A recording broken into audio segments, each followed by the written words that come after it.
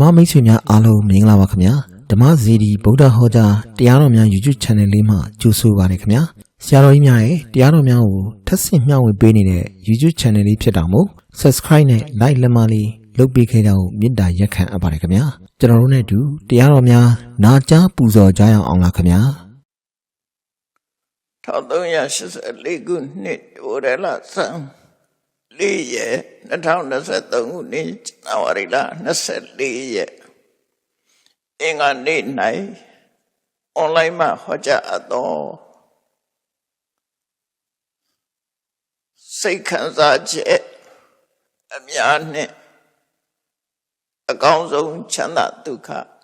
အကြောင်းတရားဒေသနာတော်စိတ်ခံစားချက်ဆိုတာကိုဝေဒနာလို့ခေါ်တယ်စိတ်ထဲမှာဖြစ်ပေါ်လာတဲ့အာယုန်နဲ့ပတ်သက်ပြီးခံစားမှု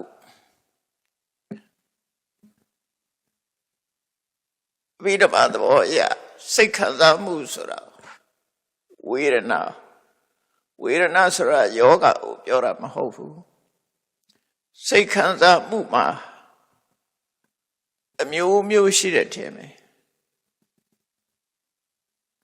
ရသော်ဗျာက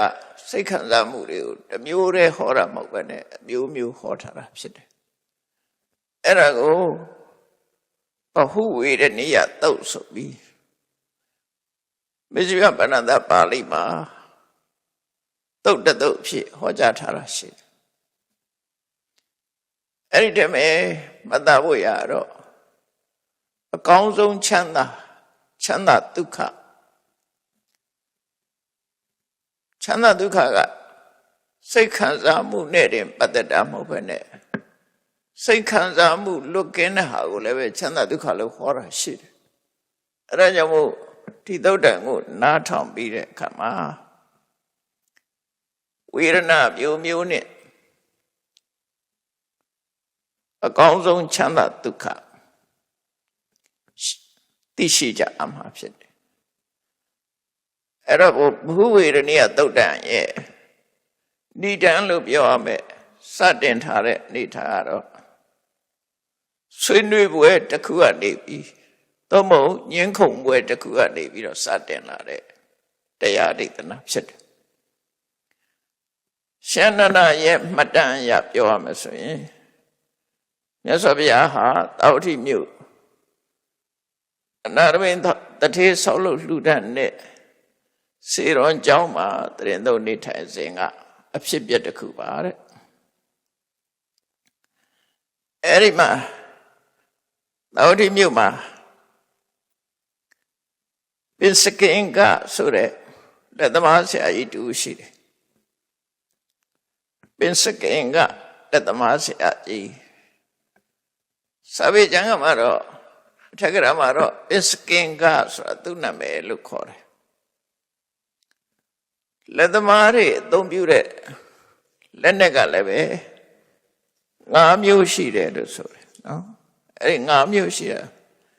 အဲ့ဒီ5မျိုးကိုအကြောင်းပြုပြီးတော့လည်းပဲပင်စကင်ကပင်စကအင်ကလက်နဲ့5မျိုးကိုသုံးချတယ်ဒါလက်နဲ့5မျိုးကတော့စာပေမှာဖော်ပြထားတာကပဲကွက်ရဲ့ပစိန်ရဲ့စူးဆောက်ရဲ့ရိုက်ပုတ်စရာထုတ်ရဲ့နောက်ပြီးတော့ချိန်သီးလို့ခေါ်တယ်ကျိုးနဲ့တက်ထားတဲ့ချိန်နဲ့ချိန်သီးအဲ့ဒီ5မျိုးကိုဆောင်ပြီးတော့သေသားတွေခွဲစိတ်တဲ့ပုဂ္ဂိုလ်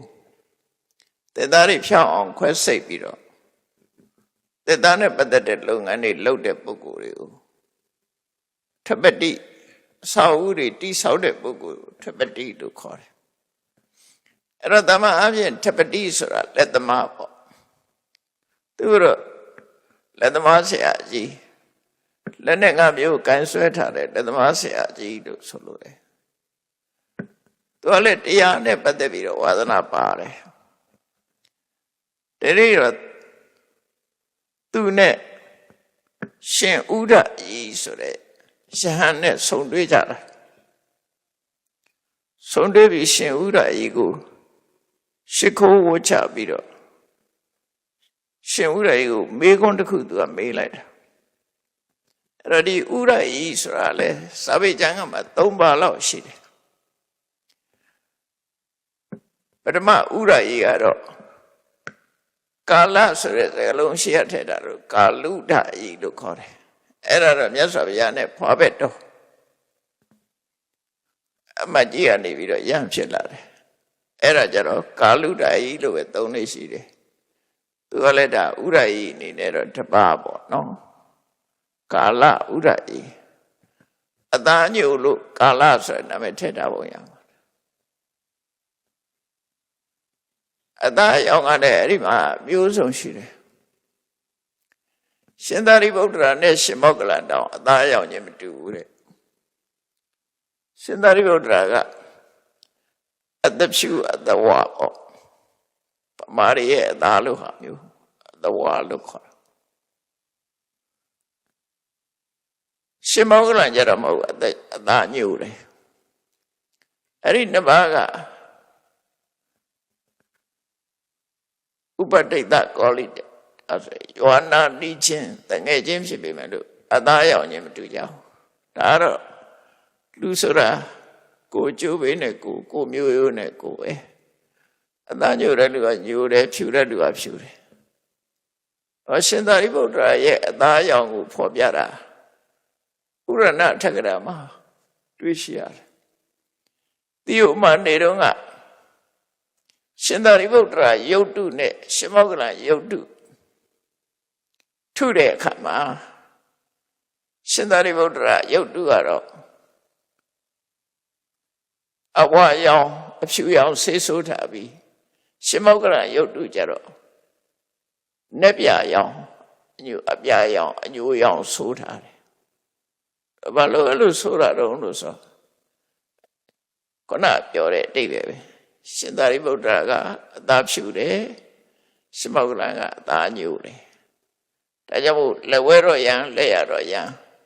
ဒီမထေမြတ်နှစ်ပါးရဲ့အသားကိုဖော်ပြထားတာဖြစ်တယ်ပေါ့မာပြေမှာတော့သိပြောလို့မရှိဘူးသို့တော့အထက်ကရာထဲမှာတော့အဲ့တိုင်းပါတာဟုတ်တယ်နော်အဲ့တော့ဒီဥရဤနဲ့ပတ်သက်လာလို့ရှင်လေမြတ်စွာဘုရားဖွာဘက်တော်ဥရဤကအသားညို့လို့ငိုတဲ့ကာလုဒဤကာလဥဒဤလို့သူခေါ်တယ်နောက်တစ်ခါထွားတော့ကြိုင်ကြိုင်ဥရဤတစ်ပါးရှိတယ်အဲ့ဒါကိုတော့မဟာဥရဤလို့ခေါ်တယ်နောက်ဥရဤတစ်ပါးကအသိဉာဏ်နဲ့ထုံထိုင်နေအသိဉာဏ်ထုံထိုင်နေပညာသိမတတ်ဘူးဒါပေမဲ့စွာတယ်ဟိုနေရာပါဒီနေရာပါခြင်းအငြိမ့်မနေတဲ့ဥဒဤအဲ့ဒီကိုတော့လာလူဒဤလို့ခေါ်တယ်လာဥဒဤလူဆိုတာလေစရိုက်ဆိုတာရှိတာပေါ့နော်လူစရိုက်ဆိုတာရှိအဲ့တော့စာပေကျမ်းကမှာဥရဤ၃ပါးရှိတယ်ဒါပေမဲ့တက္ကရာမှာတော့ဒီဥရဤကိုပညာရှိဥရဤဆိုမဟာဥရဤဖြစ်နိုင်တော့ကာလုဒဤတော့မဟုတ်အဲ့တော့မဟာဥရဤဆိုရကိုရောဤဒီမဟာဥရဤနဲ့ပတ်သက်တဲ့ဇာတ်လမ်းလေးတွေလည်းရှိတယ်သူကကြီးကနေသိမ့်မုန်းတယ်တခါတော့ကကြီးကနေတက်ပြီးတော့အဲ့တော့ကြီးကနေကိုတက်ပြီးတော့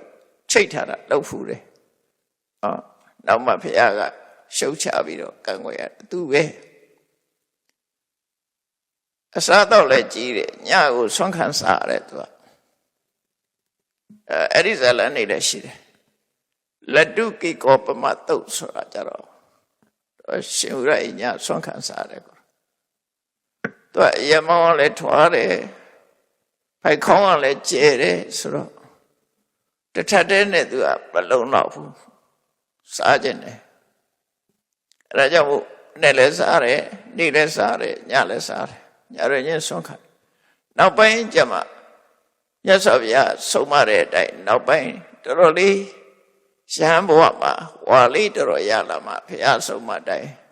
သူကတထပ်ပဲစားတော့တာအဲ့ကြတော့မြတ်စွာဘုရားကိုခြေဆုတင်တဲ့အကြောင်းလာရောက်လျှောက်ထားတဲ့သုတ်တံခုနလက်တုကိကောပမသုတ်တံဆိုလက်တုကိကဆိုဒီလုံးငယ်ငယ်လေးနဲ့ပတ်သက်တဲ့ဟုတ်ကလေးဥပမာပေးပြီးတော့ဟောတဲ့တော့အခုဒီပဟုဝေရဏိယသုတ်မှာစိတ်ခံစားချက်မျိုးစုံနဲ့ပတ်သက်ပြီးတော့လက်သမားဆရာကြီးကရှင်ဥဒ္ဒရာကြီးကိုလျှောက်တာအရှင်ဘုရားဥဒ္ဒရာကြီးတဲ့ဗန္တိဥဒ္ဒရာကြီးရှင်ဘုရားဥဒ္ဒရာကြီးစိတ်ခံစားချက်ဘယ်နှမျိုးမြတ်စွာဘုရားဟောပါတယ်ဒီမေကွန်လေးမေးတာမြတ်စွာဘုရားကစိတ်ခံစားချက်တွေဝေဒနာတွေကိုဘယ်နှမျိုးဟောပါတယ်ဆိုသူကဖြေတာတိတ်သောခောခပတိဝေဒနာဟုတ်တာပကဝတာ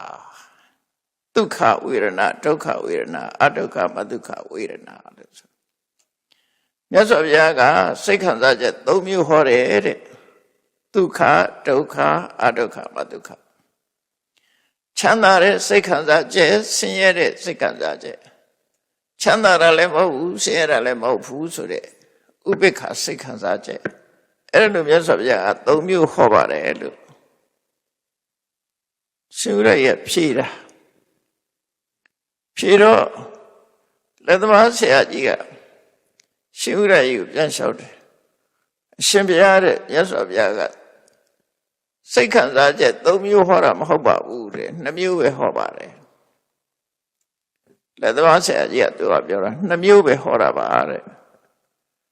ဒုက္ခနဲ့ဒုက္ခဒီ2မျိုးပဲမြတ်စွာဘုရားဟောတာပါဒုက္ခလည်းမဟုတ်ဒုက္ခလည်းမဟုတ်ဘူးဆိုတာမဟောပါဘူးဆိုပြီးလက်သမားဆရာကြီးကလို့ပြောအဲ့ဒီမှာသူတို့ညင်ပွားတာဟိုက3မျိုးဒီက3မျိုးမဟုတ်ဘူး2မျိုး2မျိုးမဟုတ်ဘူး3မျိုး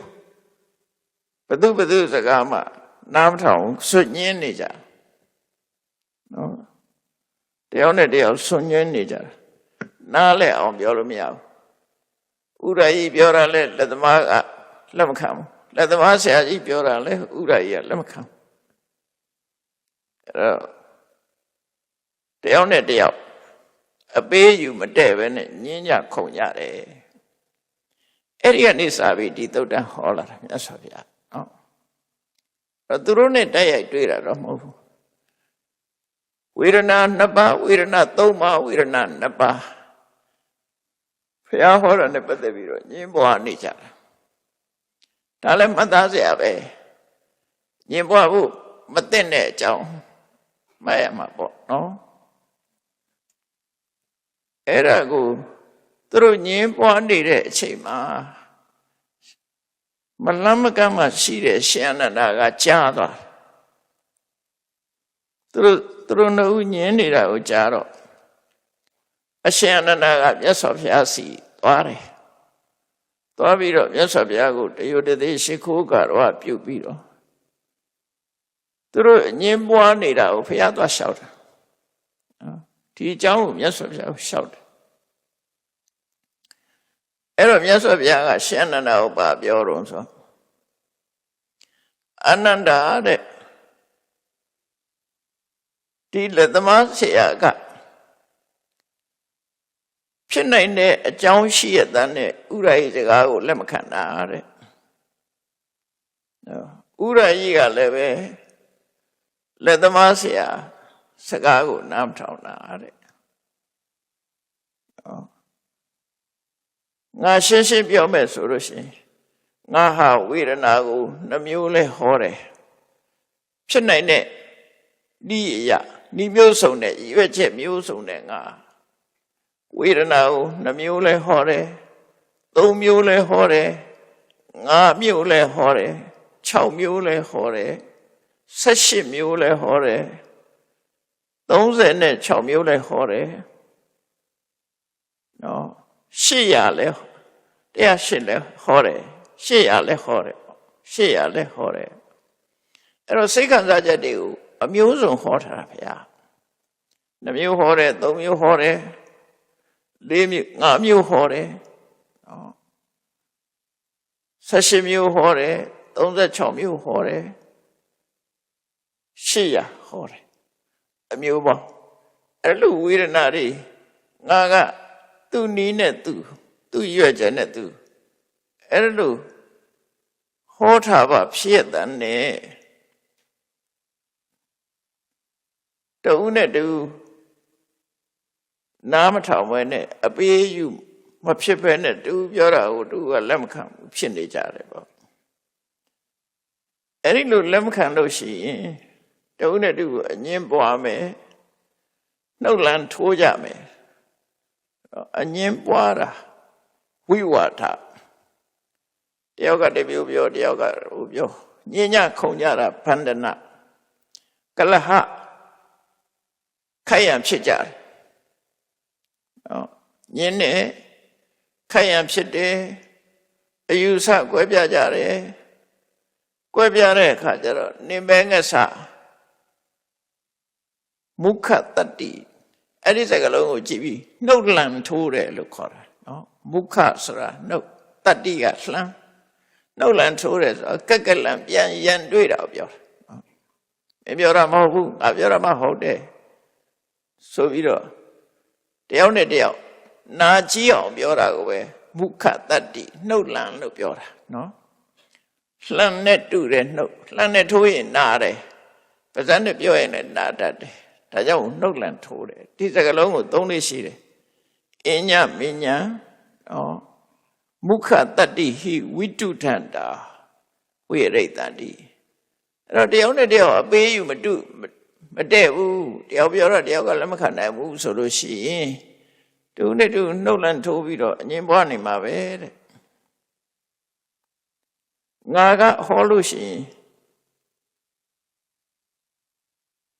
အကြောင်းတစ်ခုကိုအကြောင်းပြုပြီးတော့ဟောတာ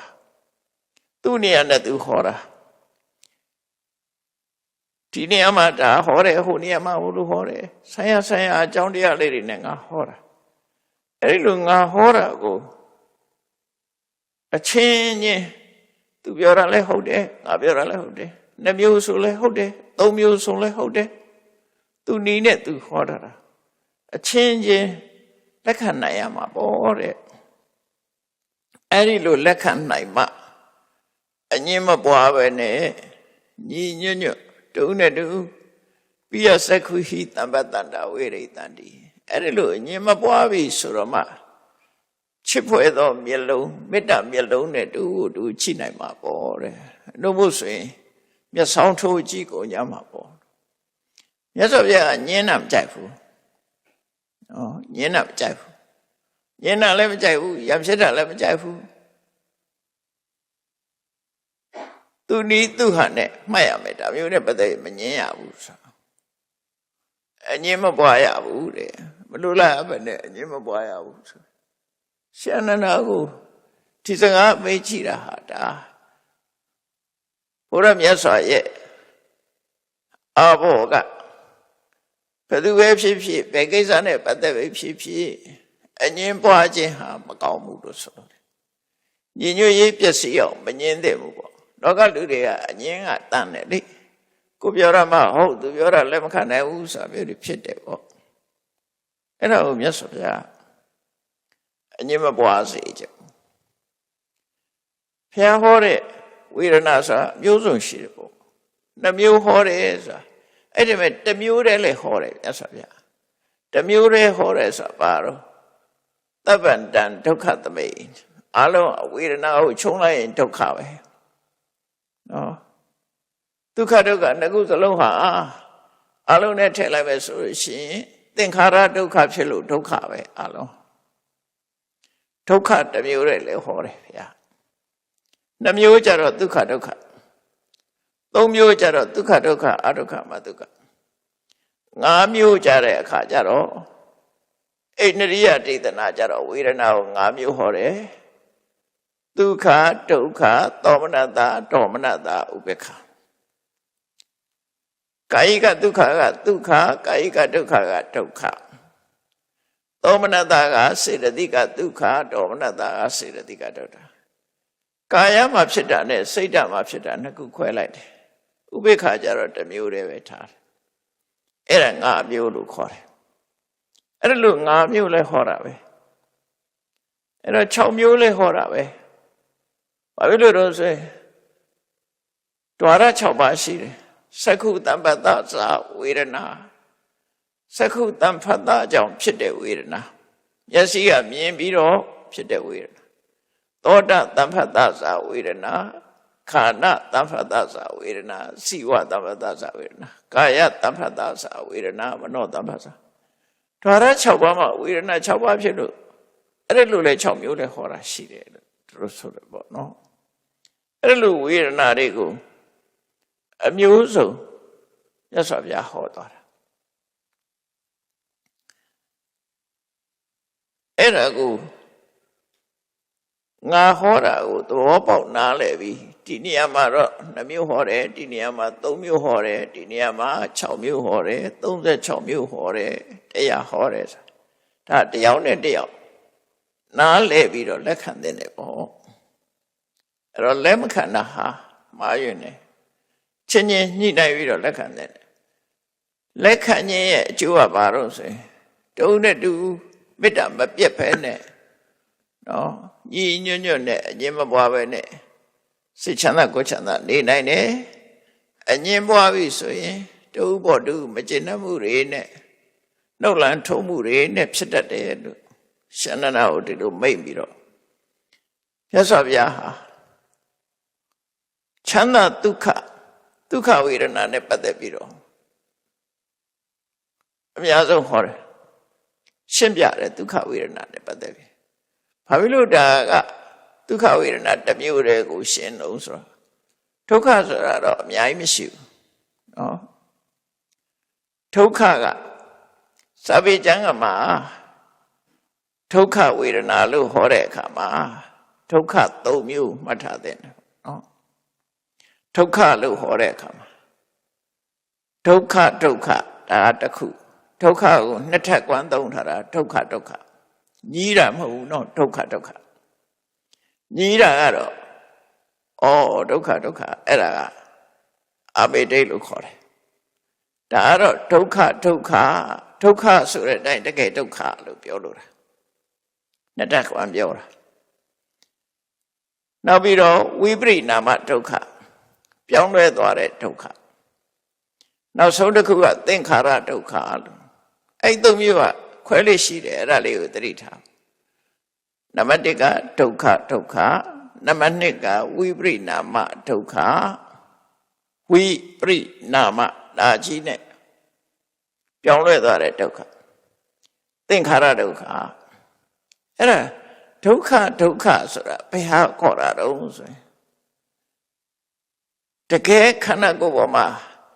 နာကျင်ကြိုက်ခဲတဲ့ကာယကဒုက္ခဒါတစ်ခုစိတ်ဆင်းရဲတဲ့ဒုက္ခက2ခုဒေါသမှုတွေးဆိုတာဒေါသနဲ့ရှင်တဲ့စိတ်က2ခုရှိတယ်အဲ့ဒီမှာဒုက္ခဆိုဒီမှာကာယကဒုက္ခရဲ့အဲ့ဒါကိုအပြီးတော့မှကျတော့ဒုက္ခသဟကုကာယဝိညာဉ်စိတ်ကာယကဒုက္ခဒါတစ်ခုစေတသိကဒုက္ခကျတော့2ခုရှိတယ်ဒေါသမှုတွေဒေါမနတလို့လည်းခေါ်တယ်အဲ့ဒါက2ခုပေါင်းလိုက်တော့3ခုအဲ့ဒီ3ခုကကိုယ်ဆင်းရဲမှုစိတ်ဆင်းရဲမှုအဲ့ဒီ3ခုဟာဒုက္ခဆိုတဲ့အတိုင်းတကယ်ကိုလူသိများတဲ့ဒုက္ခခန္ဓာကိုယ်မှာဖြစ်ပေါ်နေတဲ့နာကျင်ကြိုက်ခဲမှုလူတိုင်းသိတယ်ဒုက္ခခေါင်းကြိုက်တယ်ကြောအောင်တယ်ခါနာတယ်ဒူးနာတယ်သွားကြိုက်တယ်အဲ့ဒါတွေကကာယကဒုက္ခလို့ခေါ်တယ်စိတ်ညစ်တယ်စိတ်ဆင်းရဲတယ်လောကကြီးမှာမပြောဘူးဝမ်းနေတယ်ဆိုတာအဲ့ဒါစေတသိကဒုက္ခအဲ့ဒီဒုက္ခတွေကိုလူတိုင်းကသိတယ်သိတာထင်ရှားတဲ့ဒုက္ခအဲ့ဒါကိုဒုက္ခလို့ပြောတာ နော်ဒုက္ခသည်သုံးခုရှိတယ်ဒုက္ခဆိုတဲ့အတိုင်းတကယ်ဆင်းရဲတာတွေအဲ့ဒါတွေနောက်ဝိပရိနာမဒုက္ခဆိုပြောင်းလဲသွားလို့ဖြစ်ရတဲ့ဒုက္ခအဲ့ဒါဘာကိုခေါ်တာတော့ဆိုဒုက္ခနဲ့သောမနတကိုခေါ်တာဒုက္ခဝေဒနာကကာယကဒုက္ခသည်ဒုက္ခဝေဒနာနော်စေတသိကဒုက္ခသည်သောမနတအဘိဓမ္မာနဲ့ပြောမယ်ဆိုရင်သောမနတကိုစိတ်62ခုနဲ့ဒုက္ခတော့ကာဝဉ္ဇဉ်စိတ်တစ်ခုအလုံး63ခုဟာဒုက္ခသည်သူ့အတူနေရင်ဒုက္ခနဲ့သောမနတသည်သူ့အတူနေရင်ဒုက္ခအဲ့ဒီဒုက္ခသည်ပြောင်းလဲသွားတာနဲ့တပြိုင်နက်ဒုက္ခလို့ဆိုလို့ရတယ်နော်ဒုက္ခဝေဒနာဆိုဒီတိုင်းမနေဘူးလေပြောင်းလဲဖြစ်သွားတာဒုက္ခဝေဒနာကုံဆုံးလိုက်တာနဲ့ဒုက္ခဖြစ်သွားတယ်အဲ့ဒါကြတော့ဒုက္ခဝေဒနာဝိပရိနာမဒုက္ခဆိုတာဘယ်သူခေါ်တာတော့ဒုက္ခနဲ့သောမနတကိုခေါ်တယ်လို့အကျဉ်းချုပ်မှတ်တာဒုက္ခဝေဒနာနဲ့ဝေဒနာ၅ပါးနဲ့ပြောမယ်ဆိုရင်ဒုက္ခဝေဒနာနဲ့သောမနတဝေဒနာကိုဝိပရိနာမဒုက္ခလို့ခေါ်တယ်သင်္ခါရဒုက္ခဆိုတော့ဝေဒနာထဲမှာရှိတဲ့ဥပိ္ပခဝေဒနာသူဒီမမြဲသည့်အတွက်ကြောင့်ဒုက္ခတွေထည့်သွင်းထားတယ်။နောက်ကြံတဲ့စိတ်စိရတိတွေအလုံးခုနကဒုက္ခလည်းမပါဘူးဒုက္ခသောမနတလည်းမပါဘူးဆိုတဲ့စိတ်စိရတိတွေဥပိ္ပခဝေဒနာနဲ့ကြံတဲ့စိတ်စိရတိရုပ်တရားသင်္ခါရဒုက္ခလို့ခေါ်တယ်။ဘာကြောင့်သင်္ခါရဒုက္ခလို့ခေါ်တော့ဆိုရင်မမြဲလို့ဖြစ်ပြီးရင်ပြတ်တဲ့ဟာတွေမို့သင်္ခါရတွေကနေမလွတ်လို့သူတို့သင်္ခါရဒုက္ခသူကတော့ကျဲတယ်အဲ့လိုမှတ်ရမယ်နော်အဲ့လိုမှတ်ဝေဒနာနဲ့တင်ပြောမယ်ဆိုလို့ရှိရင်ဒုက္ခဆိုတာတကယ်ဒုက္ခဒေါမနတကိုခေါ်တယ်ဝိပရိနာမဒုက္ခဆိုတာဒုက္ခနဲ့ဒေါမနတကိုခေါ်တယ်သင်္ခါရဒုက္ခဆိုတာဥပိ္ပခဝေဒနာကိုခေါ်တယ်လို့ဝေဒနာကြည့်ပြောရင်အဲ့လိုပြောနော်အဲ့လိုဆိုလို့တယ်ပေါ့အဲ့ဒါဒုက္ခလို့နာမည်တက်ထားတဲ့တရား၃မျိုးအဲ့တော့မြတ်စွာဘုရားကတခါတည်းဒုက္ခလို့ပဲပြောလိုက်တယ်တခါတည်းဒုက္ခနှစ်ခုပြောတယ်တခါတည်းက၃ခုပြောတယ်အဲ့ဒါသူ့နေရာနဲ့သူ့အကြောင်းနဲ့သူဟောထားတာဖြစ်လို့နားလည်ရမယ်သဘောပေါက်ရမယ်လက်ခံနိုင်ရမယ်အဲ့လိုဆိုလို့တယ်အဲ့လိုမြတ်စွာဘုရားကငါကသူ့အကြောင်းနဲ့သူဟောတာကိုလက်မခံဘဲနဲ့အငြင်းပွားနေလို့ရှိရင်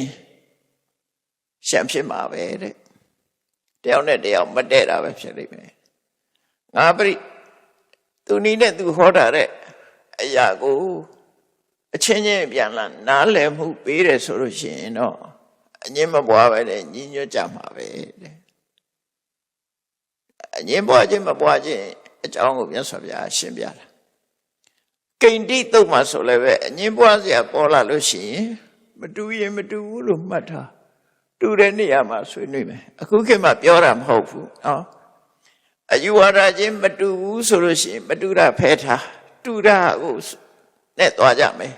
လို့ပြောကြတယ်။မြတ်စွာဘုရားဟောလွန်ခဲ့တဲ့နှစ်ပေါင်း2600လဲဟောထားတာအဲ့ဒီဟာ။နော်တယောက်နဲ့တယောက်လက်တွဲတယ်မိသားစုဆိုတာတယောက်နဲ့တယောက်အမြင်ချင်းညှိလို့မရဘူးဆိုထားညှိလို့ရတဲ့ဟာနဲ့သွား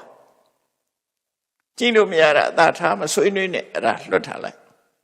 ပြီးတော့သူနဲ့ကိုယ်သဘောတူတဲ့ဟာနဲ့ဆက်ပြီးအလုပ်လုပ်လောကလူဆိုတာသူ့အမြင်ကိုယ်အမြင်ကွဲပြားခြားနားနေမှာပဲဘယ်တော့မှပေါင်းစပ်လို့ရမှာမဟုတ်ဘူးဒါရှင်နုရုဒ္ဓတို့စိတ်ထားနိုင်မှသာပေါင်းစပ်လို့ရမယ်ရှင်နုရုဒ္ဓတို့တကယ်ချင်း၃ယောက်ကတော့ငါဆန္ဒကိုသာထားငါစိတ်အလိုကိုသာထားသူတို့စိတ်တိုင်းကနေမယ်ဆိုတဲ့အဲ့ဒီလိုထားမှရမှာ၃ခုတစ်စိတ်၂ခုတစ်စိတ်၃ခုတစ်စိတ်အဲ့လိုမှသဘောချင်းအတိုက်ဆိုင်လို့ရမှာအနုဘုဆိုရင်လူဆိုတာနာနိစ္စတယနာနာဆန္ဒ တမေတဖေတဲ့မွေးတဲ့ညီကိုပြင်းမောင်နှမအရင်ညင်မအရင်တောင်မှပဲတယောက်နဲ့တယောက်မတူစိတ်ဆန္ဒကွက်ပြချမ်းသာတယ်လို့ဆိုလို့နော်ဧကိစ္စတရားနာမထုံးလပါစိတ်ဆန္ဒချင်းတူတယ်လို့ဆိုတာအလွန်ရခဲ့ပါတယ်တဲ့ဓမ္မရှားပါတယ်နာနိစ္စတရားနာနာဓိဗုဒ္ဓိကနှလုံးသွင်းမှုတွေကမျိုးစုံပဲလို့ဆိုတာတမေတဲ့မွေးလို့ညီကိုမောင်နှမဖြစ်နေပြီမဲ့လို့စိတ်ဆန္ဒချင်းကြတော့တမေတဲ့မွေးတာမဟုတ်တော့ရှုပ်ကတာတမေတဲ့မွေးတာစိတ်ကြတော့တမျိုးစီပဲနော်လူဆိုတာစိတ်ကတော့အဲ့ဒါကိုမြတ်စွာဘုရားကနားလည်နိုင်ရမယ်လို့ဆုံးမတာနားလည်ဖို့လိုအပ်တယ်မငင်းနဲ့နားလည်ရမယ်ဆိုပြီးတော့ဗာဆက်ဟောတော့ဆိုချမ်းသာဒုက္ခအဆင့်ဆင့်တဲ့မှာအကောင်းဆုံးချမ်းသာပါလေလောကလူတွေဟာချမ်းသာဒုက္ခရနေကြတယ်သူတို့ရတဲ့ချမ်းသာဒုက္ခဘာချမ်းသာလဲအဲ့ဒီသူတို့ရတဲ့လူတွေရတဲ့ချမ်းသာတဲ့ကောင်းတဲ့ချမ်းသာတွေရှိလားအဲ့ဒါကိုဟောမှာလူတွေလက်လန်းမမိတဲ့ချမ်းသာဒုက္ခချမ်းသာတဲ့လို့တောင်မသိတာအဲ့တော့လူတွေသိတဲ့ချမ်းသာဘာချမ်းသာလဲအဲ့ဒီမှာဘဟုဝေဒနိယသုတ်တံမှာဒုက္ခတယုတ်ကိုမြတ်စွာဘုရားအမျိုးမျိုးရှင်းပြတယ်အဲ့ဒါလေးကိုမှတ်သားဖို့လိုတယ်ပေါ့နော်အကောင်းဆုံးချမ်းသာဘာလဲအဲ့တော့မြတ်စွာဘုရားဆက်ဟောတယ်အနန္တာကာမခုဏကာမဂုဏ်ဆိုတာ5မျိုးရှိတယ်တဲ့လူတွေပြောနေကြတဲ့ဒီကာမဂုဏ်ဆိုတာ5မျိုးရှိတယ်ကာမခုဏကိုကာမဂုဏ်လို့ပြောတာဘာကြောင့်ပြောတာလဲခုဏဆိုတာအယိချင်းကိုပြောတာမဟုတ်ဘူးဒီနေရာမှာကာမဆိုတာလူချင်းစရာကောင်းတယ်ခုဏဆိုတာစိတ်ကိုနှောင့်ဖွဲ့ထားတတ်တယ်လူချင်းစရာကောင်းပြီးစိတ်ထဲမှာဆွဲလန်းနေတတ်လို့ကာမဂုဏ်လို့ခေါ်တာနော်တချို့ကတခြားအဓိပ္ပာယ်ပြောသေးတယ်ကာမဂုဏ်ဆိုတာကာမဂုဏ်နဲ့မကာရင်မကုန်ဘူးလို့ပြောတဲ့သူဟာရှိသေးတယ်အဲ့ဒါဒီအဓိပ္ပာယ်ကိုပြောတာမဟုတ်ဘူးနော်ချမ်းဖန်ပြောတဲ့အဓိပ္ပာယ်ပဲပြောခြင်းနဲ့ဆိုလိုခြင်းနဲ့ဒီစကားလုံးရဲ့အဓိပ္ပာယ်ကကာမဂုဏ်ဆိုတာကာမခုဏအာရာကာမဆိုတာလူချင်းစရာအာယုန်တွေကိုခေါ်တာလူချင်းစရာအာယုန်ဆိုတာနာမည်တက်လိုက်ရင်အများကြီးပေါ့စူပါမားကတ်သွားကြည့်လိုက်အများကြီးပဲဟိုလေးလည်းလူချင်းဒါလေးလည်းလူချင်းအဲ့တော့နာမည်တွေမတက်တော့ဘူးမျက်စိကမြင်တဲ့အဆင်းနှစ်သက်စရာအာယုန်နားကကြားရတဲ့နှစ်သက်စရာအာယုန်နှာခေါင်းကနမ်းရှူရတဲ့နှစ်သက်စရာအနံ့အာယုန်လျှာနဲ့ရတာခံရတဲ့ရတာအာယုန်နှစ်သက်စရာရတာအာယုန်ခန္ဓာကိုယ်နဲ့ထိတွေ့ရတဲ့နှစ်သက်စရာအထိတွေ့အာယုန်အဲ့ဒါကိုကာမလို့ခေါ်တာ sensual pleasure လို့ပြန်နော် sensual pleasure ကြိုက်တဲ့လူတွေကအဲ့ဒီလူချင်းစရာအာယုန်5ပါးသည်ခုနစိတ်ထဲမှာဆွဲပြီးတော့စိတ်နဲ့နှောက်ဖွဲ့ထားတတ်တယ်လူတာရောစဉ်အနှောက်ဖွဲ့လို့ပဲခုနဆိုတာအနှောက်ဖွဲ့စိတ်ထဲမှာနှောက်ဖွဲ့ထားတတ်တယ်ဒါကြောင့်မို့လို့ကာမကုဏကာမဂုဏ်လို့ခေါ်တယ်အဲ့တော့ကာမဂုဏ်ဆိုတာ5မျိုးရှိတယ်ဆိုပြီးတော့မြတ်စွာဘုရားဘယ်5မျိုးတုံးလို့ဆိုပြောတော့စက္ခုဝိညေယရူပအိဋ္ဌကန္တာမနာပါပိယရူပကာမုပတန်ဟိတာရဇနိယတဲ့ဒါဘုရားဖွင့်ပြတဲ့အဓိပ္ပာယ်နော်စက္ခုဝိညေယရူပစက္ခုဝိညေယမြင်သိစိတ်ဖြင့်သိရတဲ့အိဋ္ဌလူချင်းစရာကောင်းတယ်ကန္တနှစ်သက်စရာကောင်းတယ်မနာပစိတ်ကြိုက်ဖြစ်တယ်ပိယရူပချစ်ဖွယ်ရသဘောရှိတယ်ကာမုပတန်ဟိတနှစ်သက်မြတ်နိုးမှုနဲ့ပတ်သက်တယ်ရဇနိယဆွဲမဲ့စရာကောင်းတယ်ဆိုတဲ့ရူပါအစင်အာယုန်တွေပါတဲ့ဒါဒီတိုင်းပဲဟောတာပဲနေရာပဲဖြစ်ဖြစ်နော်ဒီအစင်အာယုန်တွေကမြင်သိစိတ်နဲ့ပဲသိလို့ရတယ်သို့မဟုတ်စက္ခုဒွါရမှာဖြစ်တဲ့စိတ်တွေနဲ့သိလို့ရတယ် မြင်သိစိတ်ကတော့အစဆုံးမို့သူကိုပြောလိုက်တာစက္ခုဝိညာယစက္ခုဝိညာဉ်စိတ်ဖြင့်သိရတယ်စက္ခုဝိညာဉ်စိတ်ဆိုတာဥပလက္ခဏာနဲ့ပြောတာ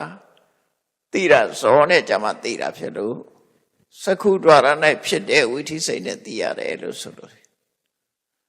အမြင်အာယုံကမျက်စိမှာဖြစ်တဲ့စက္ခုဒွါရမှာဖြစ်တဲ့စိတ်တွေနဲ့သာသိနိုင်တယ်လို့သူတို့ဆိုလို့တယ်နော်စက္ခုဒွါရမှာဖြစ်တဲ့စိတ်တွေနဲ့သာသိနိုင်တယ်ဒါတစ်ခုသောတဝိညာယတတ္တာအတန်ဆိုတဲ့အာယုံကြတော့ဇာတိစိတ်နဲ့သာသိနိုင်တယ်ခန္ဓာဝိညာယခန္ဓာအနတ်ဆိုတာကြတော့ခန္ဓာဝိညာဉ်စိတ်နဲ့သာသိနိုင်တယ်ဇီဝဝိညာယရတ္တာအယတာဆိုတာဇီဝဝိညာဉ်စိတ်နဲ့သာသိနိုင်တယ်ကာယဝိညာဏဖွတ်တပါထိတွေ့ဆိုတာကာယဝိညာဉ်စိတ်နဲ့သာသိနိုင်တယ်သူနေရာနဲ့ပါသူသိလို့ရတယ်ဟောသူနေရာနဲ့ပဲသူသိလို့ရတယ်သို့တော်လူတွေခံစားပြီးလူတွေရဲ့စိတ်ထဲကိုဆွဲလန်းအောင်ဖွဲ့နှောင်ထားတတ်တဲ့တရားအာယုံကဒီ၅ပါးပဲဒါတဲ့အာယုံကဒီ၅ပါးပဲအဲ့ဒါကာမဂုဏ်၅ပါးဆိုတာအဲ့ဒါခေါ်ရတယ်အဲ့ဒီကာမဂုဏ်၅ပါးနဲ့ပတ်သက်ပြီးတော့ဖြစ်ပေါ်လာတဲ့ကိုယ်ချမ်းသာမှုစိတ်ချမ်းသာမှုဒုက္ခသောမနတအဲ့ဒါကိုကာမဒုက္ခလို့ခေါ်တယ်ကာမဒုက္ခဆိုတာကာမအာယုန်နဲ့ပတ်သက်တဲ့ချမ်းသာဝေချမ်းသာဒုက္ခအဲ့တော့လူတွေရနေတာဒီချမ်းသာဒုက္ခပဲရတယ်လူတွေအတွေ့အကြုံကဒါပဲဒုက္ခလို့သတ်မှတ်တာပြောလိုက်တာဆိုတာပဲနော်ဘာလို့ပြောတာတော့ပုံစားရလို့နော်ပြောဝဲစားထွက်ပြီးတော့စားလို့ဟိုဟာဒီဟာကြည့်ရလို့လူတွေကပြောတယ်အဲ့ဒါပဲမျက်စိအာယုံနားအာယုံကာကြခုံညပြောကြပါကြအဲ့ဒါတွေအလုံးဟာကာမဒုက္ခတွေကြီးပဲပြောစရာအာယုံကြောင့်ရရှိလာတဲ့စိတ်ချမ်းသာမှုလို့သူတို့ဆိုလို့တယ်နော်ကာမဂုဏ်၅ပါးကိုအာယုံဆွဲပြီးတော့ဖြစ်ပေါ်လာတဲ့ချမ်းသာမှုဝမ်းသာမှုကိုကာမဒုက္ခလို့ခေါ်တယ်ဒါလူတိုင်းတွေ့ကြုံခံစားရတဲ့ဒုက္ခပဲမခံစားဘူးတဲ့လူရှိမှာမဟုတ်ဘူးလူတွေမကဘူးခွေးတွေလည်းပြောနေကြတာပဲလေအကောင်မလောင်နေလည်းပြောကြတာပဲသူတို့ရတဲ့ချမ်းသာဒုက္ခလည်းကာမဒုက္ခပဲတိရစ္ဆာန်တွေတကောင်ရကြတယ်ကာမဒုက္ခတော့ကာမဒုက္ခလူတွေခံစားလို့ရတာမဟုတ်တိရစ္ဆာန်တွေလည်းခံစားနေကြတရဝါတွေအများဆုံးကဒီကာမဒုက္ခပဲခံစားကြရတာများတယ်အဲ့ဒါကိုပဲအကောင်းဆုံးလို့ထင်တာဒါကြောင့်မို့တပည့်ဆက်ကြတရားဟောတဲ့အခါမှာအဲ့ဒီကာမဒုက္ခကိုချမ်းသာလို့အဲ့ဒီချမ်းသာကိုခံစားဖို့မင်းတို့မကြိုးစားနဲ့ကာမေတုကာမဒုက္ခလိကနုယောကောဆိုတာဘာဖြစ်လို့တော့ဟိနောအတန်ကြတယ်ခမောအရထဲလူတွေခံစားတဲ့ချမ်းသာမျိုးဖြစ်တယ်ပောထုဇဏိကောအများစုကြိုက်တဲ့အာယုံဖြစ်တယ်အနာရိယောမြတ်မှုကိုဖြစ်စေဘူးအနတ္တတိုင်းဟိတောကောင်းကျိုးချမ်းသာမပေးဘူးအဓိကတော့အဲ့ဒါပါပဲအနတ္တတိုင်းဟိတာပျော်ရွှင်ချမ်းမြေ့ပြီးတဲ့အခါမှာကောင်းကျိုးချမ်းသာရလာမှာမဟုတ်ဘူးလို့ဆိုလို့တယ်နော်ဒါပေမဲ့အဲ့ဒါကိုပဲပြောနေကြတာလောကလူတွေကပထမဆုံးသူတို့ရတဲ့ချမ်းသာသည်ကာမဒုက္ခပဲလူတိုင်းရရှိနေတဲ့ချမ်းသာသည်ကာမဒုက္ခအဲ့ဒီမှာမြတ်စွာဘုရားဆက်ပြီးတော့ရှင်းပြတယ်အနန္တာတဲ့မသိနာမလဲတဲ့ပုဂ္ဂိုလ်တွေကဘာပြောတော့ဆိုဧတပရမံတတ္တဒုက္ခံသောမနတံပဋိတံဝေဒင်တိလောကလူတွေဟာကာမချမ်းသာကိုသာလည်းအကောင်းဆုံးလုပ်ပြီးတော့ကာမချမ်းသာဟာအကောင်းဆုံးချမ်းသာပဲလို့ပြောမယ်ဆိုရင်သူစကားကိုငါလက်မခံဘူး လက်မခံနိုင်ဘူးတဲ့ခွင့်မပြုဘူးသူပြစကားကိုမှန်တယ်လို့ငါလက်မခံဘာဖြစ်လို့တော့ဆိုတော့အဲ့ဒီချမ်းသာတဲ့ပိုကောင်းတဲ့ချမ်းသာရှိနေသေးတယ်ကာမဒုက္ခအကောင်းဆုံးချမ်းသာလို့ပြောကြတယ်အဲ့ဒါငါလက်မခံဘာဖြစ်လို့တော့ဆိုရင်အဲ့ဒီချမ်းသာတဲ့ပို့ပြီးတော့ကောင်းတဲ့ချမ်းသာရှိသေးတယ်ဘာချမ်းသာလဲဆိုတော့မြတ်စွာဘုရားချမ်းသာတစ်ခုချင်းတစ်ခုချင်းထုတ်တာအဲ့ဒီကာမဂုဏ်အာယုန်တွေကိုပယ်ခွာလိုက်တဲ့အခါမှာကာမဂုဏ်အာယုန်စိတ်တွေလည်းကင်းတယ်အကုသိုလ်စိတ်တွေလည်းကင်းပြီးတော့ဝိဝေကသံပိဋိဒုက္ခကာမဂုဏ်အာယုန်စိတ်တွေကင်းခြင်းကြောင့်ရရှိလာတဲ့နှစ်သက်မှုကျေနပ်မှုဆိုတဲ့ပထမဇန်ချမ်းသာဟာကာမချမ်းသာတဲ့ပူချမ်းသာတယ်ကာမချမ်းသာဆိုတာခံစားမှများလာရင်မောဟိုက်လာညှင်းငွေ့လာပထမဇန်ချမ်းသာဆိုတာကဘယ်နှခါခံစားဘယ်တော့မှညှင်းငွေ့တာမရှိဘူးလူတွေဟာအိပ်ပြီးရင်နောက်ထပ်မအိပ်တော့ဘူးအိပ်လို့အိပ်ပြော်ရတဲ့ချမ်းသာမျိုးမလိုချင်တော့ဘူးလို့ရှိမှမရှိတာဘာလို့လို့ဆို rest ဖြစ်နားယူရတဲ့ချမ်းသာဖြစ်တယ်အဲ့ဒီကာမချမ်းသာဆိုတာပင်မနဲ့ချမ်းသာစိတ်လှုပ်ရှားတဲ့ချမ်းသာဒီပထမဇန်ချမ်းသာကြတော့သူကကာမအာယုန်นี่ကင်းစိတ်သွားပြီးတော့ကင်းကွာလွတ်လပ်သွားပြီးတော့ဖြစ်ပေါ်လာတဲ့ပိဋိဒုက္ခဝိဝေကသပိဋိဒုက္ခအဲ့ဒါနဲ့ရှင်ပြီးတော့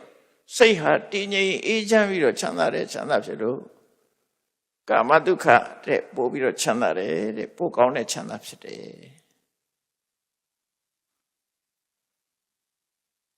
အဲ့ဒီမှာလည်းပဲပထမဇန်ချမ်းသာရတဲ့ပုဂ္ဂိုလ်ကနေပြီးတော့လောကမှာဒီပထမဇန်ချမ်းသာဟာအကောင်းဆုံးပဲလို့ပြောရင်ငါလက်မခံဘာဖြစ်လို့လဲအဲ့တဲ့ကောင်းတဲ့ချမ်းသာရှိသေးတယ်နော်အဲ့တဲ့ကောင်းတဲ့ချမ်းသာရှိသေးတယ်အဲ့တဲ့ကောင်းတဲ့ချမ်းသာကဘာတုံလို့ဆိုလို့ရှိရင်ခေါင်းပထမဇန်မှာပါတဲ့အတွေးတွေစိတ်ကူးတွေဝိတက်ဝိစာရတွေကိုတွေ့တော့ဆင်ញင်စိတ်ကူးနေတာတွေကိုဖယ်ပလိုက်တဲ့အခါမှာပိဋိဒုက္ခဧကဂတဆိုတဲ့ပိဋိလေးနဲ့ဒုက္ခလေးနဲ့ဧကဂတလေးနဲ့ဒီသုံးမျိုးလေးစိတ်ကလေးတည်ငြိမ်ပြီးတော့ပိဋိလေးဖြစ်နေတဲ့ဒုတိယဇန်ချမ်းသာက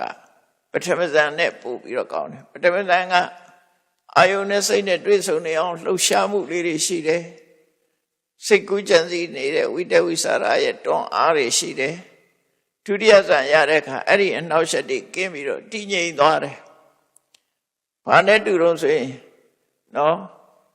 လေတိုင်းလို့လှိုင်းကြရက်ကလေးတွေထနေတယ်ရေပြင်းလို့ပဲ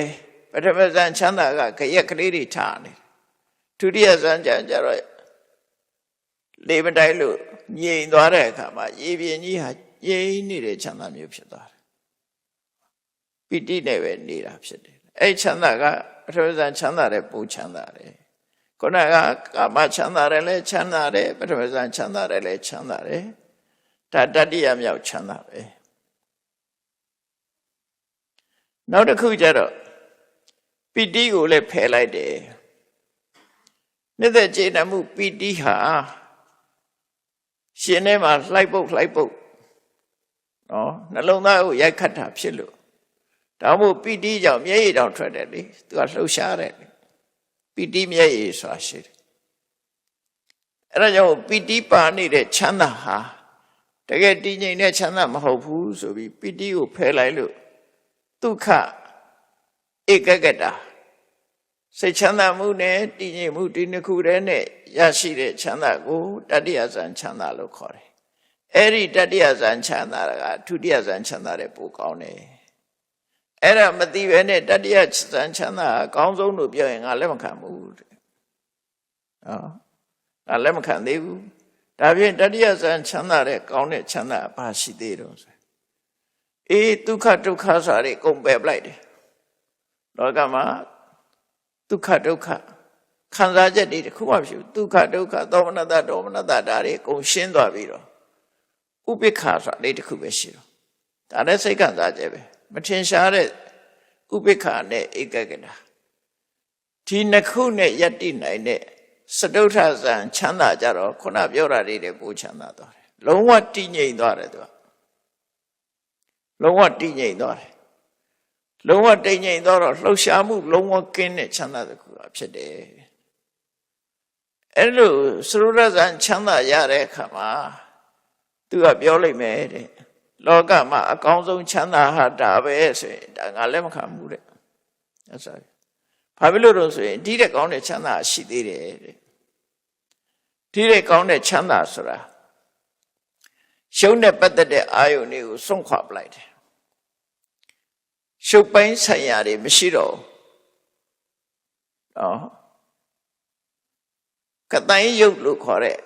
ဆံရဲ့အာယုန်တစ်ခုဖယ်ထုတ်လိုက်တဲ့အခါမှာကွက်လက်ကလေးတစ်ခုဖြစ်သွားတယ်ဆိုတော့ပထဝီကတိုင်းရှုပြီးတော့ဆံလေးပါရတယ်ဆိုတော့အဲ့ဒီအာယုန်ပေါ်မှာဆံလေးမျိုးရသွားတယ်အဲ့ဒီကတိုင်းအာယုန်ကိုနှလုံးမသွင်းမဲနဲ့ဖြောက်လိုက်လို့ရှိရင်အဲ့ဒါရပျောက်သွားတယ်ပျောက်သွားပြီးတော့အဲ့ဒီနေရာမှာဘာဖြစ်လာတော့ဆိုကွက်လက်ကလေးတစ်ခုဖြစ်လာအဲ့ဒီကွက်လက်လေးကိုအာကတလို့ခေါ်တယ်အဲ့ဒီကအာကတလေးကပညာဖြစ်သည့်အတွက်ကြောင့်ဖြစ်တည်ပြက်ဆိုတာမရှိဘူးပညာရဲ့သဘောတရားအဲ့ဒါကြောင့်သူ့ကိုအနန္တအာကတလို့ခေါ်တယ်ဖြစ်တာရဲ့ပြက်သွားတာရဲ့အဲ့ဒီအဆုံးနေမရှိဘူးသူ့ကိုအင်္ဂလိပ်လိုတော့ infinite space လို့ခေါ်အဆုံးအပိုင်းအခြားအကန့်အသတ်မရှိတဲ့ space ကွက်လက်ကလေးအဲ့ဒီကွက်လက်ကလေးကိုအာယုံပြုပြီးတော့ဖြစ်နေတဲ့အာကတနိစ္စယရဏဇံလို့ခေါ်တဲ့အာကာသကိုမိပြုပြီးတော့အာယုံပြုပြီးတော့ဖြစ်တဲ့ဇံစိတ်ကခုနကစရုဒ္ဒဇံချမ်းသာတယ်ပူချမ်းသာသွားတယ်လှုပ်ရှားမှုလုံးဝမရှိဘူးလုံးဝတည်ငြိမ်သွားတယ်လူဟာစရုဒ္ဒဇံအဆင့်ရောက်ရင်တော့မှပဲအသက်မရှူတော့ငြိမ်သွားပုံကတော့အသက်မရှူတော့အသက်မရှူလို့သေမှလားဆိုမသိဘူးသိမွေ့သွားတာလုံးဝအောက်ဆီဂျင်ပဲအရမတော့နဲ့တွေးမနေနဲ့နော်အောက်ဆီဂျင်နဲ့ပဲအသက်ရှင်တယ်လို့ထင်နေတဲ့သူကတွေးကောင်းတွေးလိုက်မယ်ပေါ့အောက်ဆီဂျင်နဲ့ကောင်းတဲ့အသက်ရှင်စေကရထားပြီလေအဲကြောင့်ရှိနေပြီသူကအဲ့တော့အာဂတနိစ္စရဏဆံဆိုတာကခုနစရုဒ္ဒဇံချမ်းသာတယ်ပို့ပြီးတော့ချမ်းသာတယ်အဲ့ချမ်းသာကိုလည်းပဲဒါအကောင်းဆုံးချမ်းသာလို့ပြောမယ်ဆိုရင်ငါလက်မခံသေးဘူးတဲ့ဖေ။သူရဲ့ချမ်းသာတာရှိသေးတယ်။အဲ့ဒီအာကာသကိုရှုပြီးတော့ရတဲ့ဇန်တဲ့အဲ့ဒီအာကာသကိုရှုတဲ့စိတ်ကိုပြန်ရှုပြီးတော့ရတဲ့ဇန်ကပိုကောင်းတယ်။ဘာကြောင့်လဲဆိုရင်အာကာသဆိုတာယုံနဲ့ပတ်သက်နေသေးတယ်။အော်ရှုံးတဲ့လုံးဝမပတ်သက်ဖ ೇನೆ စိတ်ကိုရှုလိုက်တာစိတ်ဆိုတာအကောင့်ထဲမှာမရှိတာနော်အကောင့်ထဲမှာမရှိတဲ့အာယုပေါ်မှာယက်တည်နိုင်တယ်ဆိုတာနေတဲ့စွမ်းရည်မှာမဟုတ်တာအဲ့ဒီဇံကြတော့ဒုတိယအရုပဇံလို့ခေါ်တယ်အဲ့ဒုတိယအရုပဇံကဘာတော့ဆိုလို့ရှိရင်နော်ဝိညာဉ်နိစ္စယရဏဇံအာဂတနိစ္စယရဏဇံကိုလွန်မြောက်ပြီးတော့ဝိညာဉ်နိစ္စယရဏဇံရသွားတယ်ဝိညာဏအနန္တ space ကိုအာယုပြုပြီးတော့ဖြစ်လာတဲ့ဒုတိယအရုပစိတ်နဲ့ရှင်တဲ့ဇံကပို့ပြီးတော့ချမ်းသာတယ်ပို့ပြီးတော့တည်ငြိမ်သွားတယ်နန္တရားကိုရှုပြီးတော့ရတဲ့ချမ်းသာအဲ့ဒီချမ်းသာကအကောင်းဆုံးပါလို့ပြောပြရင်လည်းငါလက်မခံသေးဘူးတဲ့အဲ့တဲ့ကောင်းတဲ့ချမ်းသာရှိသေးတယ်နော်ဇန်ချမ်းသာတွေအဆင့်နဲ့အဲ့တဲ့ကောင်းတဲ့ချမ်းသာအဲ့ဒီဝိညာဉ်နိစ္စယရဏစိတ်အလုံးဝမရှိတော့တဲ့အနေအထားမျိုးရောက်သွားတယ်ဖြောက်လိုက်တဲ့အခါမှာစိတ်တောင်မရှိတော့မရှိတာကိုရှုပြီးယက်တည်တယ်ဆိုတာဘယ်လောက်ချမ်းသာမလဲစဉ်းစားကြည့်ပေါ့ မရှိတဲ့အာယုံပေါ်မှာယက်တည်တာအဲ့ဒီစိတ်လေးကိုဖျောက်လိုက်လို့မရှိတဲ့အာယုံနတ္ထိဘာဝပညာလို့ခေါ်တယ်အဲ့ဒီပညာအာယုံလေးကိုအမိပြုပြီးတော့ဖြစ်ပေါ်လာတဲ့အာကိဉ္စဉ္ညာရဏဇံကသူ့တဲ့ကိုချမ်းသာတယ်ဒါအရူပဆန်နေပေါ့ဒါအကျမ်းမြင့်မဲ့နားလဲလို့ရမှာပဲနော်ကိုယ်လည်းရတာလည်းမဟုတ်စာပေရပြရတဲ့လူကမှသိမှာဒါအကိဉ္စဉ္ညာရတနာဆံချမ်းသာအလုံးကိုချမ်းသာတယ်အဲ့ဆံချမ်းသာကိုဘယ်သူရသွားတော့လို့ဆိုရင်အာလရကာလမယတိကြီးရသွားတယ်နော်အာလရကာလမယတိကြီးမြတ်စွာဘုရားအလောင်းတောထွက်လာတဲ့အခါမှာသူစီသွားနီးခံပြီးတော့ဘုရားလောင်းလည်းရတယ်ဒီစားအဲ့ဆရာကြီးလည်းရတယ်အဲ့တော့ရပြီးတည်သွားတဲ့အခါကျတော့အာဂိစဉ္ညာရဏဘုံရောက်နေတယ်သူကအခုချိန်ရှုံးမဲ့တတ္တဝနန်းနဲ့နန်းကြီးပဲဖြစ်နေတယ်ဒီအသိစိတ်လေးနဲ့ယက်တည်နေတဲ့ဘဝပေါ့နော်အဲ့တော့ဒီအာကိဉ္စဉ္ညာရဏဇံချမ်းသာဟာအကောင်းဆုံးပါလို့ပြောမယ်ဆိုလို့ရှိရင်သူဟာလှုပ်ရှားနေတဲ့သိတာထင်ရှားနေတဲ့နန္တရားတွေရဲ့လှုပ်ရှားမှုတွေရှိနေတယ်နန္တရားတွေရဲ့ဖြစ်မှုတွေရှိနေသေးတယ်ဒါကြောင့်မို့လို့အဲ့ဒါကိုထပ်ပြီးတော့သမထကိုချစ်စဉ်တမာရီကိုတိုးမြှင့်လိုက်တဲ့အခါမှာစိတ်စေတသိက်တွေမရှိသလောက်တိမ်မွေ့သွားတယ်နော်အသိစိတ်တောင်ရှုပ်ဆိုတာအသာထားအသိစိတ်တောင်ပျောက်သွားလောက်အောင်တိမ်မွေ့သွားတဲ့နေဝတိညာနာတိညာနေဝတိညာဆိုတာအမှတ်တိညာလည်းမရှိတော့ဘူးနာတိညာလုံးဝမရှိတာတော့မဟုတ်ဘူးတကွက်ချန်ထားတာနော်မရှိဘူးနည်းနည်းတော့ရှိတယ်သိတာထင်ရှားလောက်အောင်မရှိဘူးအသိစိတ်ဆိုတာသိတာထင်ရှားလောက်အောင်မရှိဘူးသို့တော့နည်းနည်းလေးတော့ရှိသေးတယ်ငွေငွေလေးရှိနေသေးတယ်အဲ့တော့ယုံလည်းမရှိနာလည်းမရှိဘူးဆိုတဲ့အချိန်မှာလုံးဝချမ်းသာတာပေါ့မချမ်းသာတာကအဲ့ဒီယုတ်တိနာနေကြောင့်မချမ်းသာတာကိုအဲ့တော့ဒီနေဝတိညာနာတိညာရဏဆံဟာချမ်းသာတယ်တဲ့ခုနပြောတာတွေတဲ့ပူချမ်းသာတယ်ဒါပေမဲ့တစုံတယောက်ကနေပြီးတော့နေဝတိညာနာတိညာရဏဆံအချမ်းသာဆုံးလားအချမ်းသာဆုံးလို့ပြောရင်ငါလက်မခံ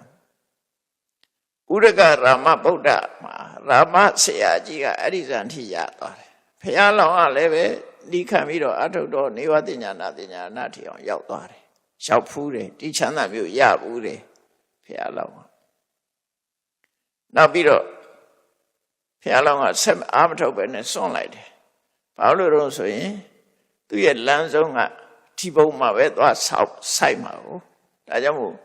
တန်တရားတွေကလွတ်ချင်တာဆိုတော့ဒါမဟုတ်သေးဘူးလမ်းမဆုံးဘူးဒီမှာရင်ရောက်နေလိမ့်မယ်တောင်းတင်လိမ့်မယ်ပေါ့အဲ့တော့တောင်းတင်မှာကြောက်လို့ဘုရားလောင်းကဒါကိုပြန်ဖယ်လိုက်တယ်အဲ့တော့ဟုတ်ပြီအဲ့ဒီနေဝတိညာနာတိညာရဏဆိုတဲ့ဆံဟာတမာရီကျင့်စဉ်မှာဆိုရင်သူကနံပါတ်8ဖြစ်သွားတယ်နော်ရူပဝဆရဇံက4ပါးအရူပဝဆရဇံက4ပါးသမဘတ်8ပါးတကယ်ချမ်းသာတွေပေါ့တော့အဲ့ဒီချမ်းသာဟာ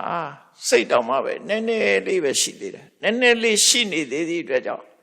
နေဝတညာနာတိညာရဏဇံဒီအကောင်းဆုံးပါလို့ပြောလို့ရှိရင်ငါလည်းမခံသေးဘူးတဲ့သူတဲ့ကောင်းတာရှိသေးတယ်မြတ်စွာဘုရားဒါပြင်သူတဲ့ကောင်းတာဘာတော့လို့ဆိုလို့ရှိရင်နော်နေဝတိညာနာတိညာရဏဇံကိုကြော်လွှားပြီးတော့တိညာဆိုတဲ့အတိဝေရိယတဆိုတဲ့ခံစားမှုတွေအဲ့ဒါတွေလုံးဝငြိမ့်သွားရမယ်အတိလုံးဝငြိမ့်ရမယ်ခံစားမှုတွေလုံးဝမပါဘူးအတိလည်းမပါခံစားမှုလည်းလုံးဝမပါတဲ့နိရောဓသမဘတ်လို့ခေါ်တဲ့စိတ်စေတသိက်စေတစာယုတ်တွေလုံးဝချုပ်ငြိမ့်သွားတာနော်နန္တရားဆိုလုံးဝဖြစ်တော့ဘူးစိတ်စေတသိက်စေတစာယုတ်လုံးဝချုပ်သွားပြီအဲ့တော့နန္တရားရှိနေသေးရင်မချမ်းသာဘူးဆိုတဲ့အဓိပ္ပာယ်ရနန္တရားရှိနေသေးရင်မချမ်းသာသေးဘူးသင်္ခါရတရားတွေရှိနေသေးတာကို အဲ့ဒါကြောင့်ရှုပ်ကြီးတော့ထားလိုက်ရှုပ်ကြီးကတော့ကြမ်းနေသေးတယ်သို့တော့အသိစိတ်တွေကလုံးဝချုပ်သွားတယ်ချုပ်သွားတယ်ဆိုတာ pause လုပ်လိုက်တာပြောတာဘာကြောင့်အသိစိတ်တွေချုပ်ထားပြီးဘယ်လိုပြန်ပေါ်သလဲဆိုလို့ရှိရင်ဥပမာပါနဲ့တူတော့အဲ့ဒီនិရောဓသမဘဝင်စားတဲ့ပုဂ္ဂိုလ်ရဲ့တဏ္ဍာမှာရှုပ်စီဝိတိန်တွေဆိုတဲ့ရှုပ်အသက်ကလေးကကျန်နေတယ်အသိစိတ်တွေသာချုပ်သွားတာအဲ့ဒီရုပ်အသက်ကလေးရှိတယ်အဲ့ဒီရုပ်သက်ကလေးကိုအကြောင်းပြုပြီးခန္ဓာကိုယ်ကကိုယ်မွေးရှိနေသေးတယ်အဲ့ဒါကိုဥတ္တမလို့ခေါ်တယ်ဥတ္တမဆိုတဲ့ကိုယ်မွေးရဲ့ရှုပ်သက်ရဲ့အဲ့ဒီနှစ်ခုကအပြန်အလှန်ထိန်းကျောင်းနေတာအဲ့တော့အသိစိတ်တွေချုပ်သွားတော့ချုပ်သွားတယ်ဆိုတာအကြောင်းမရှိလို့မဖြစ်တော့တာကိုပြောတာဘယ်ရောက်သွားတော့လို့မစဉ်းစားနဲ့ငကိုယ်ထဲမှာအကြောင်းပေါ်မှာဖြစ်တာနော်အကြောင်းပေါ်မှာဖြစ်တာစီကိုလက်နဲ့ပို့လိုက်မှအတန်ကထွက်လာတာအဲ့ထွက်လာတဲ့အတန်ဘယ်ရောက်သွားတော့ဘယ်မှမရောက်ဘူးပျောက်သွားတာပဲရှိဒါပြင်စီထဲကထွက်လာတဲ့အတန်ကရောစီထဲမှာရှိလားမရှိဘူးသူအကြောင်းကြောင့်ဖြစ်တာအကြောင်းကြောင့်ဖြစ်ပြီးပျောက်တာပဲရှိတယ်အဲ့တော့စိတ်ဖြစ်ရမယ့်အကြောင်းတရားတွေကိုပဲဖျက်လိုက်တာပဲဖျက်လိုက်တော့အကြောင်းမရှိတော့သည့်အတွက်ကြောင့်စိတ်ကမရှိမဖြစ်လာတော့နော်ဝိညာဏံပဋိစ္စသမုပ္ပါဏံအသိစိတ်ဆိုတာအကြောင်းနဲ့မှဖြစ်တယ်ကြည့်လေမြင်သိစိတ်ဆိုတာတော့မှပဲမျက်စိနဲ့အစဉ်အာရုံဆုံလိုက်တဲ့အခါမှာပေါ်လာတာဖြစ်တယ်လက်နဲ့စီဆုံလိုက်တဲ့အခါမှာစီတန်ထွက်လာတာမဆုံရင်ထွက်မှမထွက်တာဒါအဲ့ဒီသဘောပဲနော်အကြောင်းကိုဖယ်ထားလိုက်တယ်မျက်စိနဲ့အစဉ်မဆုံအောင်လှုပ်ထားလိုက်တဲ့သဘောမှာနားနဲ့အတန်မဆုံအောင်လှုပ်ထားလိုက်တယ်အသိစိတ်မလာတော့ချုပ်သွားတယ်ဘယ်ရောက်သွားတာတော့လို့တွေးစရာမလိုဘူးငကိုယ်တည်းကဘယ်နေမှမသိတာဘယ်မှာရှိတယ်လို့မှမဟုတ်တာနော်အကြောင်းကြောင့်ဖြစ်တာအကြောင်းကိုရှက်ထားလိုက်တာနဲ့တပြိုင်တည်းအသိစိတ်ကလည်းရက်သွားတယ်ဒါပြင်အသိစိတ်ကဘယ်လိုလုပ်ပြန်ပေါ်လာတော့ဆိုခုနကပြောတဲ့ရုပ်စီဝိတလေးကမိခဲလေးနဲ့မိချီခဲလေးနဲ့အလားတရံတူတယ်သူ့ကိုပြဖုံးထားလိုက်တဲ့ကအဲ့ဒီမိချီခဲလေးက5 နာရီ10 နာရီအဲ့လောက်အကြာကြီးနေနိုင်တယ်ငယ်တုန်းကတွေ့ဘူးတယ်အဲ့ဒါတော့ညနေထမင်းမှာချက်စားပြီးတဲ့အခါမှာလူကြီးတွေလှုပ်တာပြင်မှုတယ်မိချီခဲလေးကိုစီဝတိလုံးလောက်မိချီခဲလေးကိုပြအုံထားလိုက်တာမနဲ့ကြတော့မချီစီလောက်မိချီခဲလေးရှိသေးတယ်ပြားနဲ့အုံထားတော့လေးမတိုက်ရသည့်အတွက်ကြောင့်အဲ့ဒီမိချီခဲလေးကကြံအဲ့ဒီကြံတဲ့မိချီခဲလေးကိုလောင်စာလေးထည့်ပြီးတော့ပြန်ပြီးမှုေးလိုက်တဲ့အခါမိတော့ဖြစ်လာတယ်ရှေးခေတ်ကအဲ့လိုထိန်ရတာနောက်ပိုင်းကျတော့မီးလောင်တော့မီးကျွင်းမီးချမ်းမထားရဆိုပြီးလှုပ်လာတာလေနော်အဲ့ဒီကနေစတောက်နိုင်တယ်လေအဲ့ဒါကိုယ်တိုင်ကိုမြင်မှုတဲ့နော်ပြာလေးနဲ့အုံထားတယ်မနေ့ကျရင်အဲ့ဒီပြာလေးတွေဖယ်လိုက်ရင်မိကြီးကရှိနေတယ်ဒါပေမဲ့သေးတော့သေးသွားတယ်ရှိတယ်အဲ့ဒါကိုလောင်စာလေးထည့်ပြီးတော့မှုေးလိုက်တဲ့အခါမှာမိတော့ပြန်ရအဲ့ဒီသဘောပဲတဲ့ရှုပ်သက်ကလေးကိုမှီပြုပြီးတော့နန္တရားပြန်ဖြစ်လာတယ်လို့ပြောတာနော်ရှုပ်သက်ကိုမှီပြုပြီးတော့စိတ်ဟာပြန်ပေါ်လာတယ်လို့ပြောတာအကြောင်းပြန်ဆက်မိသွားတယ်အဲ့ဒါကိုတင်ညာဝိရိဒនិရောဓသမဘတ်လို့ခေါ်တယ်တဲ့အဲ့ဒီတော့မြတ်စွာဘုရားအဲ့ဒီထီအောင်ဟောတယ်အသိစိတ်ချုပ်သွားတဲ့ဟာဆိုဘယ်နှခုဖြစ်သွားလဲ9ခုဖြစ်သွားတယ်နော်ရူပဝဆရတန်က4ခုအရူပဝဆရတန်က4ခုនិရောဓသမဘတ်တိက1ခု9ခုဖြစ်သွားတယ်အဲ့ဒီဟာအမြင့်ဆုံးချမ်းသာပဲလို့ပြောချမ်းသာတဲ့မှာအဲ့ဒါအမြင့်ဆုံးအကောင်းဆုံးချမ်းသာတဲ့အဲ့ဒီမှာဒီအဆင့်ကိုဘုရားဟောတဲ့တရားကိုနားလည်မှုမရှိတဲ့အညာဒိဋ္ဌိယလို့ခေါ်တဲ့အခြားဘာသာအယူဝါဒမှာနေကြတဲ့ပုဂ္ဂိုလ်တွေကနော်ခောရမကတင်ညာဝိရိဒនិရောဓသမဘတ်ကိုဟောတယ်တဲ့ဟောပြီးတော့အဲ့ဒီនិရောဓသမဘတ်ကိုချမ်းသာဆုံးလို့ပြောတယ်တဲ့အဲ့ဒီမှာသူတို့က မေကွန်းထုတ်ကြတယ်တယိတံကိဉ္တုတယိတံကထံတုဘယ်လိုလဲဘာမှမရှိတော့တဲ့စိတ်စေရသိစေရတာယုတ်ဒီချုပ်သွားတဲ့ဒီនិရောဓသမဘတ်ကိုယဟန်ဂေါတမဒုက္ခလို့သတ်မှတ်တယ်ဘယ်လိုလဲဘာလဲ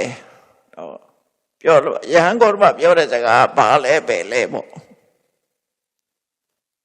သူတို့နားမလဲဘူးပေါ့ဘာလဲပဲလဲမေခွန်းတွေထုတ်လာကြတယ်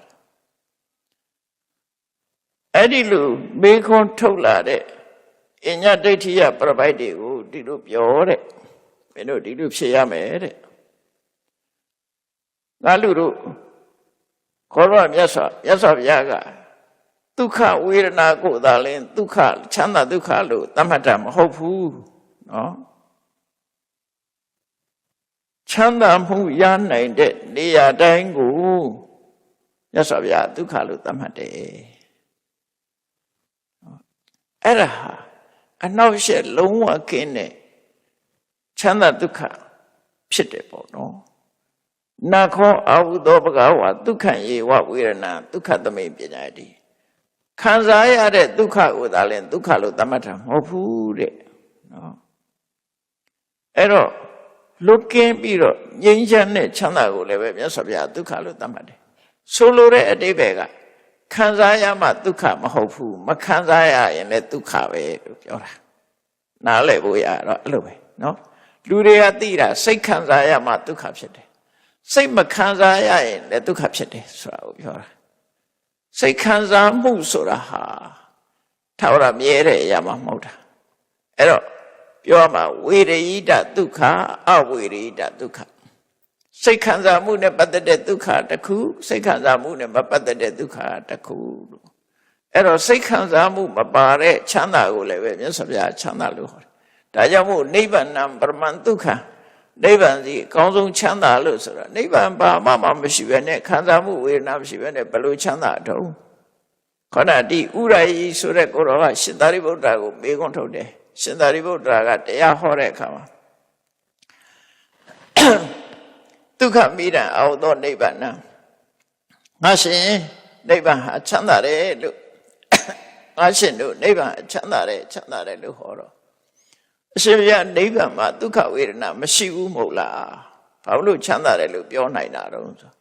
အဲ့ဒီဒုက္ခဝေဒနာမရှိလို့ကိုချမ်းသာတယ်လို့ပြောတာရှင်သာရိပုတ္တရာအဲ့လိုပြန်ဖြေတယ်ဒုက္ခဝေဒနာရှိနေသေးရင်ဆင်းရဲလာမှာလေဆင်းရဲကလုံးဝလွတ်ကင်းသွားတာအဲ့ဒါမရှိမှအဲ့ဒါကြောင့်မို့ဒါကလူတွေနားလည်ဖို့ခက်တဲ့ဒုက္ခလို့ခေါ်တယ်ဒါကိုပဲတန်တိဒုက္ခနော်သင်္ခါရတွေငြိမ်းသွားတဲ့ဒုက္ခတန်တိဒုက္ခလို့ခေါ်တယ်အဲ့ဒီဒုက္ခမျိုးဟာစိတ်ခံစားမှုရှိတဲ့ဒုက္ခတဲ့စလိုက်ရင်သူကပို့ပြီးတော့ချမ်းသာတယ်လို့ပြောအနှောက်အယှက်ကင်းတဲ့ချမ်းသာဖြစ်တယ်အဲ့ဒီလိုမြတ်စွာဘုရားကရှန္ဒနာကိုရှင်းပြတော့ရှန္ဒနာက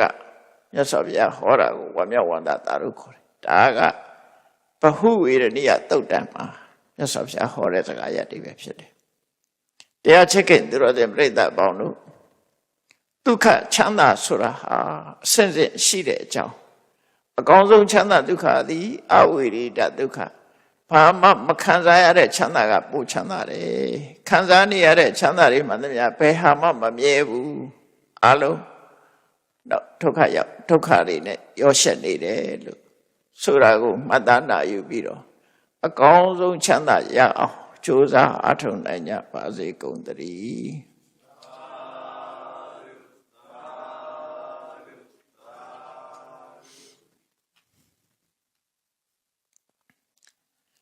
ရှိတဲ့ချာရှင်ဖယားဖယားတပည့်တော်တို့သည်ဓမ္မအတိညာရရှိမှသာလျှင်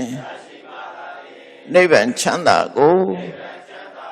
ရမောပြုနိုင်ပါသောကြောင့်ဓမ္မအတိညာရရှိစေရန်ရှိတန်ကြလျက်ဓမ္မသဘင်ဆင်းကျင်းပါပြုလုပ်ကြ၍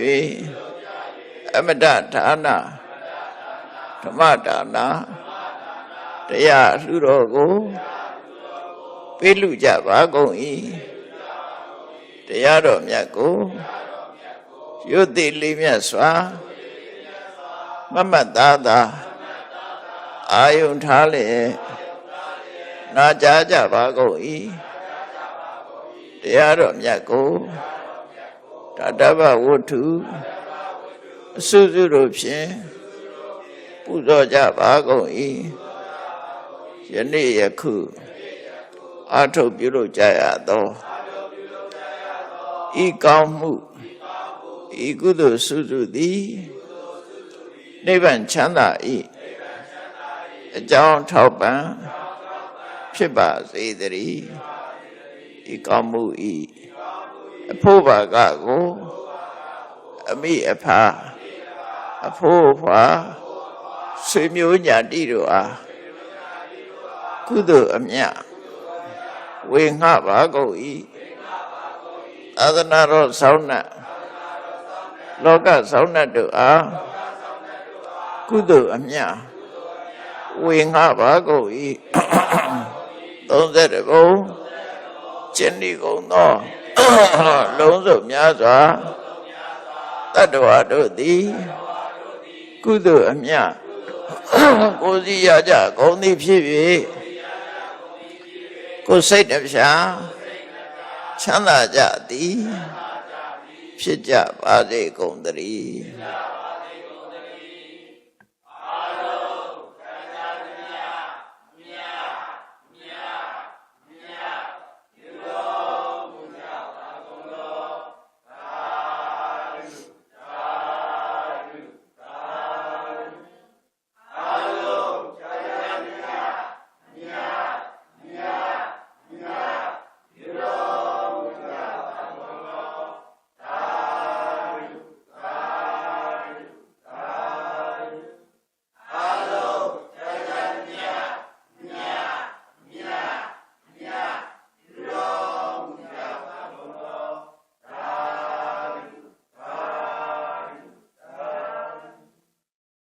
တရားတော်များနာကြားပူဇော်ခဲ့ကြတဲ့ဓမ္မမိတ်ဆွေများအားလုံးစိတ်ချမ်းသာကိုယ်ကျန်းမာ၍ဒွေရဆန္ဒများပြည့်ဝနိုင်ကြပါစေကြောင်းဆုမွန်ကောင်းတောင်းပေးလိုက်ပါတယ်ခင်ဗျာ